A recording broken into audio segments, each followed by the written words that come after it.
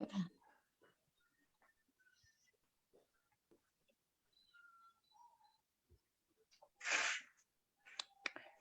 like it's thinking about it still. Okay. Yeah, I saw the live thing at the bottom show up. So perfect. All right. So thank you to everybody for joining us. As we have more people that log in and ring the doorbell, I'll make sure to let them in. We're also live on Facebook. So if you have any questions and you are watching on Facebook, please just write those in the comments and we'll make sure we give Erin a chance to ask them. My name is Amber Winter and I'm the Executive Director for Parkinsons Nebraska. And I am really excited to have Erin join us. She is an occupational therapy student at Creighton University. She's been joining us over the last semester, I would say, doing a needs assessment of the Parkinson's community across the state of Nebraska. And I know she has a lot of really great information to share with us. So I'm just going to pass it right on over to you, Erin.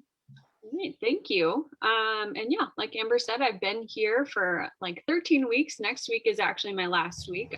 So it's definitely flown by, but it's been pretty fun to do this research for Parkinson's Nebraska and just a population that I'm passionate about as well. So if there are questions as I go, please feel free to ask them as I go, or if you have questions later after watching the presentation. I do have my email at the end of the presentation, so please feel free to ask questions. I have a lot of information here, so I hope it's clear, but again, if you seek any additional clarification, just go ahead and shoot me an email. So I'm going to go ahead and get started here. Okay, so a little bit about me. Like Amber was saying, I'm an occupational therapy student at Creighton. I will be graduating almost exactly a month from today, so it's pretty exciting. We get to have an in-person graduation, which is pretty fun to know via this COVID era. I've been married for coming up on 3 years now, and I am originally from Rock Valley, Iowa. So I attached a map because people aren't typically familiar with it. And I will actually be returning there after graduation. So I'm pretty excited to be back again with family and friends. I'll be working at Hague Health Center as an occupational therapist. And some things I like to do in my free time are spending time with friends and family, whatever that would be, reading and going on walks. So what a needs assessment looks like. So these are the 3 main sections, and this is pretty detailed within the paper that I wrote for Parkinson's Nebraska. However, I'm just going to be going over a brief, kind of touching on a very brief description of each section. So the first section being the population, we're going to talk about what it is, Parkinson's, and then the environment description, which would be Nebraska in this case. And then the plan, like what we're going to do with the information gathered from this research. So starting with what is Parkinson's? I definitely think that this is a group of people that knows what Parkinson's is. However, just a little overview too, it's that decrease of dopamine production in the substantia nigra, which is the purpose. That's what the substantia nigra is for, is the production of dopamine. So where the substantia nigra is located is in our brain stem, more specifically midbrain. And so if you're looking at the pictures here, the picture way to the left, when it's comparing a normal versus Parkinson's disease substantia nigra, that is a view looking down on the brainstem. And then the one in the middle here, that's a cross section, so a side profile of where the substantia nigra is. And really what the brainstem is responsible for is communication for our brain with sensory and motor functions. This is an area where a lot of our cranial nerves are actually exiting our brain. So it's a pretty important little area, or a little piece of tissue, I guess I would say. So essentially communication is the biggest thing, and then also responsible for movement, which is why we see a lot of crossing over and a big affect on movement with Parkinson's. So, and then also, what is dopamine, and really why do we need it? So dopamine is a neurotransmitter for our central nervous system, which means, again, another communication system. And so what it impacts is movement, cognition, executive function, and our limbic system, which is actually our emotions and behaviors.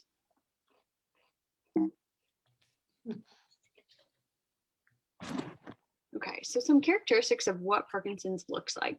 So I feel like we all know the motor symptoms of the slowness of movement, rigidity, tremor, the affect of balance on posture and gait, and then the non-motor symptoms that are very prevalent, however, not as spoken of as much, but now I feel like it's being educated on a little bit more, would be the sleep disorders, psychiatric symptoms, cognition impairments, pain, fatigue, autonomic dysfunction, and olfaction, which is our sense of smell.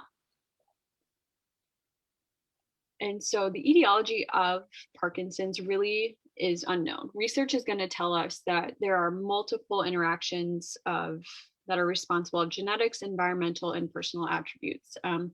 Unfortunately, there's no diagnostic test because there's not a specific genetic marker that is showing Parkinson's disease. So it's typically identified with the presence of the motor symptoms, as well as imaging showing a decrease or loss of dopamine, and then the presence of Lewy bodies. And then so something interesting actually that I found in some of the research shows that upon individuals' diagnostic visit, so that very first visit, people have typically experienced one or more of those non-motor symptoms. And then as well as some research is saying 30 to 60%, and then some saying 60 to 80% loss of dopamine already at that very first visit. So that was a really big number. So I'm just wondering and, interested to see like what those numbers would look like prior to those motor symptoms being experienced, if we educated on what those non-motor symptoms are, and seeing if we could identify Parkinson's at that stage instead of the motor stage. So just kind of interesting information that I hope we can grow from. So the prevalence of Parkinson's, there are 7 to 10 million individuals across the US that are affected by Parkinson's. It is the second highest neurodegenerative disease, following Alzheimer's dementia. And for Nebraska specifically, according to the Department of Human Health Registry, or Parkinson's Registry, of 2019, there are approximately 16,000 individuals that have been diagnosed across the state of Nebraska. So there is a Parkinson's disease registry in the state of Nebraska that was started in 1996. And so overall, the purpose of the registry is for research. It's for stuff like this. And then more protected information is available to professional researchers doing really anything with it. So it's a pretty cool thing to have, and not a lot of states have it. And so pharmacists actually are the ones too that report to the coordinator of the Parkinson's registry by reporting, I think it's biannually, so every 6 months, individuals who have medications filled for Parkinson's disease. And so CHI also reported that Nebraska is the highest per capita instance of Parkinson's disease. Okay, so the priority health needs of individuals with Parkinson's disease is essentially these 4 main points. The very first one being in the medical network, the multidisciplinary healthcare team, including, your neurologist, rehab team, PT/OT, speech, nutrition, pharmacists, all that good stuff. However, the gold standard is defined as having a movement disorder specialist as part of the care team. So number 2, physical activity. There are a lot of Parkinson's disease specific exercise programs available that I'll go into in the next 2 slides. However, research doesn't say that there is one that is superior to another. So movement is just really important. And then number 3, support groups. Support groups offer a lot of benefits, including education, mutual support, coping skills, and just the ability to have that social interaction with others who are going through things similar to you, either the caregiver or the individual with Parkinson's. And then the last one is caregiving. Because it is a neurodegenerative disease, individuals with Parkinson's typically experience a loss of autonomy, requiring the additional support for completion of daily activities.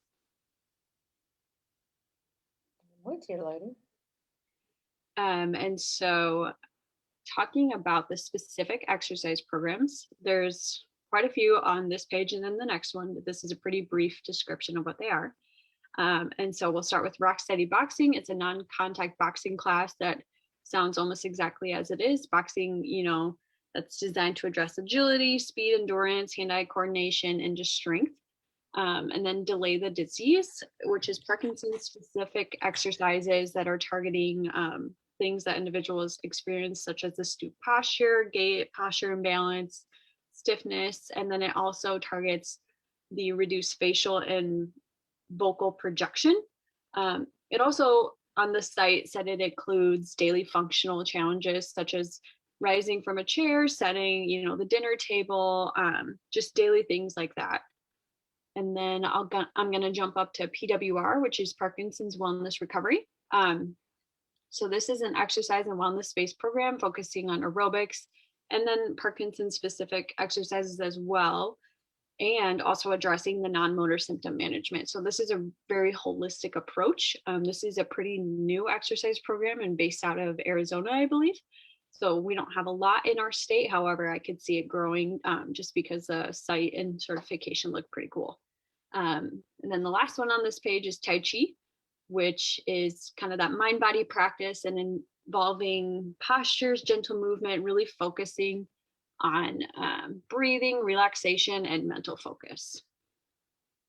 And so I also included the sites for every single one of these, which is below each exercise class. And the next one, Dance for Parkinson's. This one is pretty cool. I used to be a dancer, and so I find this one really interesting. It's a dance class focused on balance, flexibility, coordination, isolation, and depression. So you can see that it focuses on the motor, non-motor symptoms presented with Parkinson's as well. And then LSVT Big and Loud, I'm going to jump to the top right there. It is a rehabilitation approach. So it is typically offered by PTs and OTs for the big part, and then speech language pathologists for the loud portion. And so it's retraining the brain to complete bigger movements and louder vocal projections to where they're typically presented as smaller and quieter. So, and then the Brian Grant Foundation isn't an exercise class per se. However, it's training for healthcare professionals to be able to safely and effectively work with individuals with Parkinson's disease and train them in different exercises. So it is a certification, however, it's not a specific class. Okay, so I interviewed a few individuals across the state of Nebraska, as well as healthcare professionals, individuals with Parkinson's, kind of about their perceptions of living healthy and well with Parkinson's. So the overwhelming theme, however, everybody kind of had different responses, but the overwhelming theme was movement and exercise, both structured and unstructured.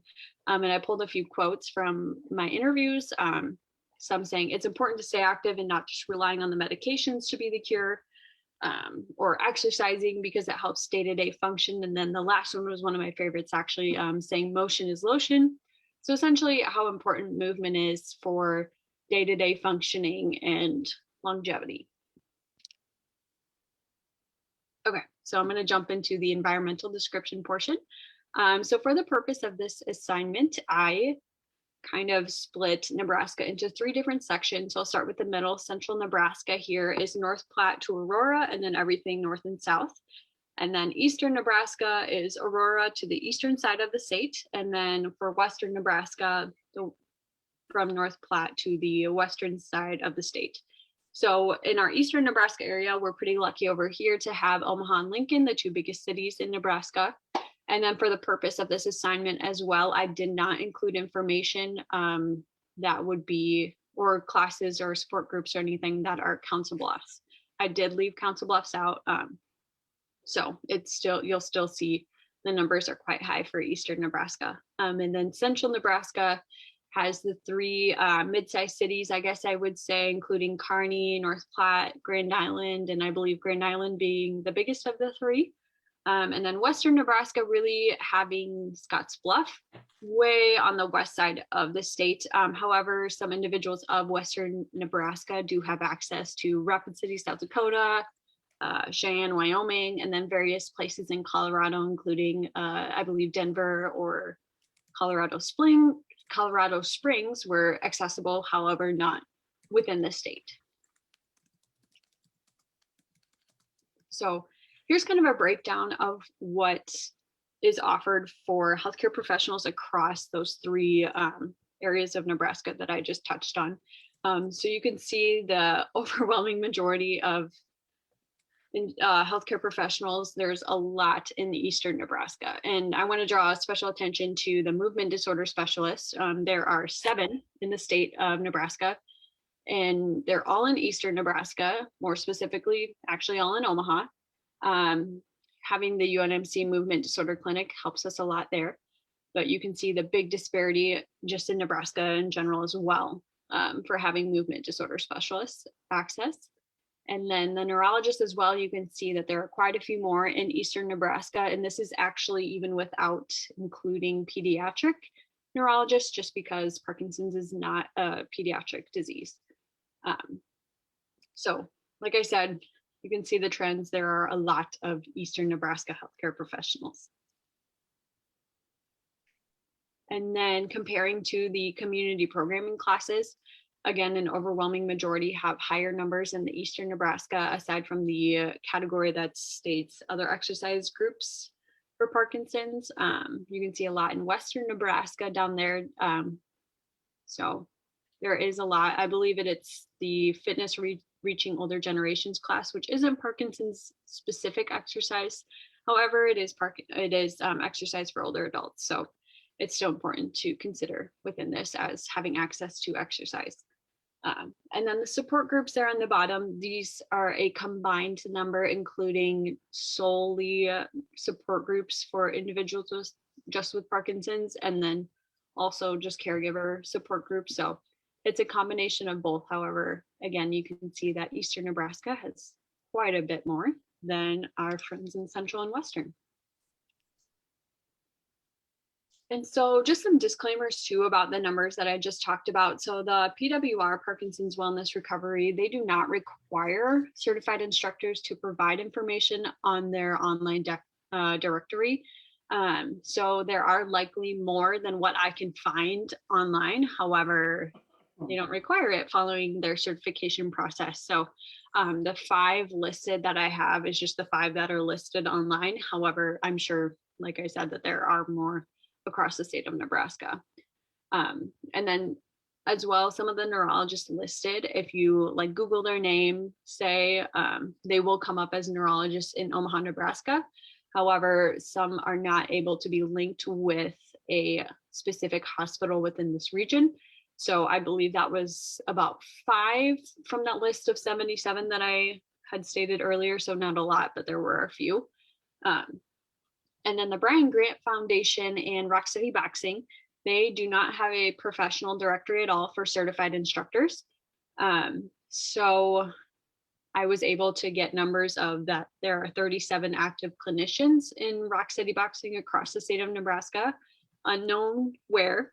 However, we know the 8 groups of Rock City Boxing. I believe there are 7 in eastern and then 1 in central Nebraska. So most on the eastern side of the state yet. And then Brian Grant was able to tell me, the Brian Grant Foundation, was able to tell me that they are assuming there are 3 to 5 certified instructors in the state of Nebraska. However, since they don't require it, they're not sure on what the exact numbers are.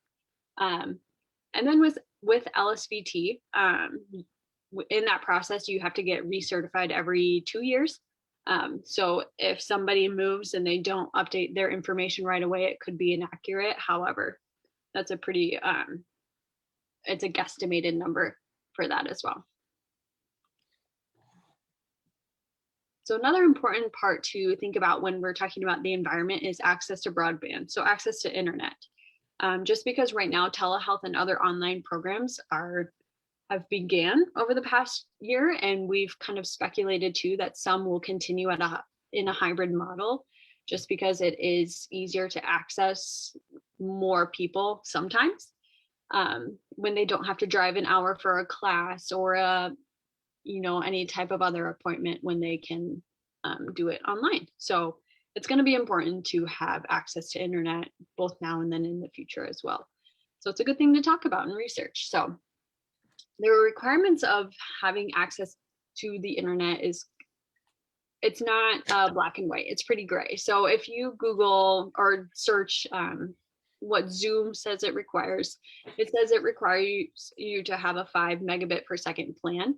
However, with that low of a plan, you hear a lot about high latency, which means a lot of like glitching and stuff when you are using that program. So, and it really says that for anything below a 25 megabit per second plan, excuse me. And so with that 25 megabits per second, all plans will tell you that's good for 1 to 2 devices. But if you have any more, say you and your significant other have a cell phone in the home, and then you want to have one other thing, such as a streaming service or anything else like that, that's going to require, or it's going to be best for you to jump up to another plan, which is the 100 megabits per second. So I apologize if this is a lot of numbers and words and confusing, but we'll jump to some visuals in the next 2 slides that I think will help a lot there too.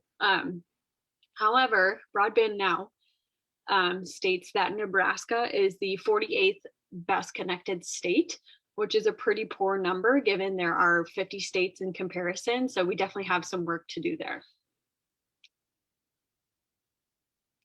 So in these images, I feel like the numbers and just the image visual itself helps kind of break down what I was talking about earlier. So if you can't read the numbers, essentially go off of the color coding. The darker reds will show you higher access to 25 megabits per second as a plan. And then the lighter colors show less access. So within all the counties of Nebraska, I believe that there were like 9 or 10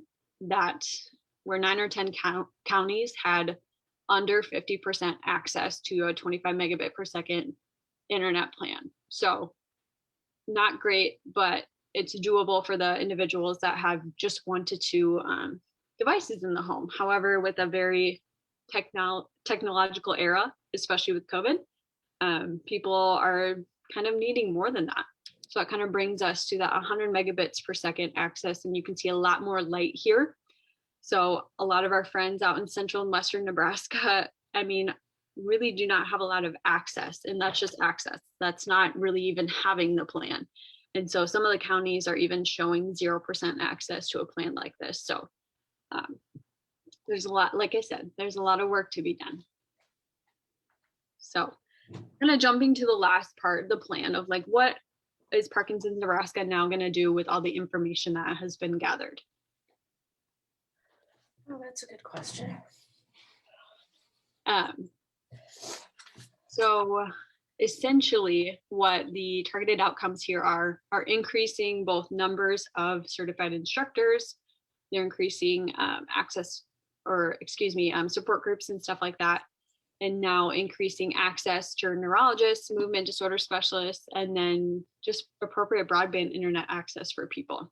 So the steps to doing that, number 1 is talking to neurologists and movement disorder specialists, and having a conversation to identify that disparity, and encouraging telehealth visits, or an individual, a movement disorder specialist, to be able to travel and go see our friends over in central and western Nebraska. Number 2 is organizing meetings with the appropriate healthcare professionals in central and western Nebraska, and just educating on what Parkinson's Nebraska is, and the funding and grant opportunities provided and offered for getting certifications in some of those classes that I was talking about earlier. And then number 3 is taking part in broadband legislation initiatives and just increasing awareness again to the disparity and how this affects the Parkinson's population in rural Nebraska. So, and then number 4 is confirming the status of all current support groups. This is kind of gray and white and gray right now, just because COVID, and some of them are online now, some are back in person, just kind of depending on the county, I believe, rural and stuff like that. So confirming that and then being able to move forward with that. So some of the broadband legislation initiatives I'm going to talk about here in this next slide that we can all take a part of. So I'm going to talk first about all of the legislation that is out there currently. So LB 388 is entitled the Nebraska Broadband Bridge Act. So what that is it's seeking $20 million annually to increase access to high-speed internet. So in this act as well, they do define under an underserved community as not having access to 100 megabits per second, excuse me. And then an unserved community has no access to a 25 megabit per plan internet access. So if you think of some of the communities too and counties that were in the previous visuals, that map of Nebraska, those are a lot of people that qualify under that. So what we can do for that is just adding a statement to the link I have here, just saying how this disparity again is impacting this population in specific, and then rural Nebraska as well. And then LB 992 and 4, they are entitled the Broadband Internet Service Infrastructure Act and the creation of the Rural Broadband Task Force. With LB 994, the creation of that task force came the creation of a coordinator. So creating that relationship with whoever that is, I wasn't able to identify who that was yet. So I'm wondering if that's kind of in lieu or, change of guard or anything like that. But creating that relationship and really hopping on what that could look like. Actually, both of those have passed as legislation. And then the last one that's also kind of related to those are the LB 996, the Broadband Data Improvement Program. So this is like a crowdsourcing effort. So really this one I think is the easiest to take part of. It's the Nebraska Speed Test. So what you do is you go to the nebraskaspeedtest.org and then you take the test essentially. So what it does is it's going to, I did it very quickly too here. It took like me under a minute, I believe. And so what you do is you just hit the test and then it will time your download and your upload speed. And then it will take that information and store it into a map in Nebraska. So you can see kind of your access to internet and kind of the speed of your internet as well. And so actually on that website, it has an interactive map of people that have taken it across Nebraska, just to kind of better inform a map or a visual like I had earlier with the county access and stuff like that. And then where to go from, the next steps with all of the lack of, or the areas and identifying those areas, probably likely rural, and then where to put that infrastructure too. So luckily, due to COVID, the one bright shining star in this is that this type of legislation is actually moving through the system very quickly, a lot quicker than I believe normally it would. So we can say our one thanks to COVID is that. Okay. Any questions? I believe I did hear some people saying that. I don't have the comment section open. So I don't know, Amber, if you would be able to read those or if there are any. I don't have any written in the comments, but I thought I heard something too, but I wasn't quite sure. I know my volume's a little lower. So if you do have any questions, we would love to answer them for you. So yeah, let us know if you do. The floor is all yours.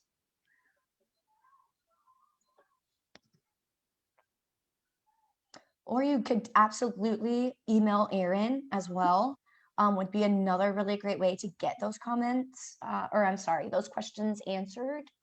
I know she'll be around for a couple more weeks before graduation and all of that. So I'm sure she'd be happy to chat with you and answer any questions that you do have. We will also be emailing her presentation out to anybody who did register and wasn't able to hop on today. As well as anybody who's interested, we'll also be putting it on our website, and it is on our Facebook page as well. So if you weren't able to join us here live today, you can absolutely check in on the recording on our website, and we'd be happy to answer those questions for you. So if we don't have any questions, thank you so much, Erin, for joining us and getting another round of practice in for the presentation. We really appreciate it, and really just your work overall, gathering all this info for us. I think it's going to be so helpful for us in the future as we kind of look to what's our strategy, what areas do we want to focus on, where do we want to utilize our funding and resources. So this has been so helpful, and I know I, for one, am really going to miss you when you move to Iowa and start your career there. So I hope everybody has a great afternoon. And again, you could reach out to me or Erin, or view this presentation on Facebook or the website. Otherwise, I hope you all have a great afternoon, and we'll see you for the next program. Thank you. Thank you. Thanks, Erin.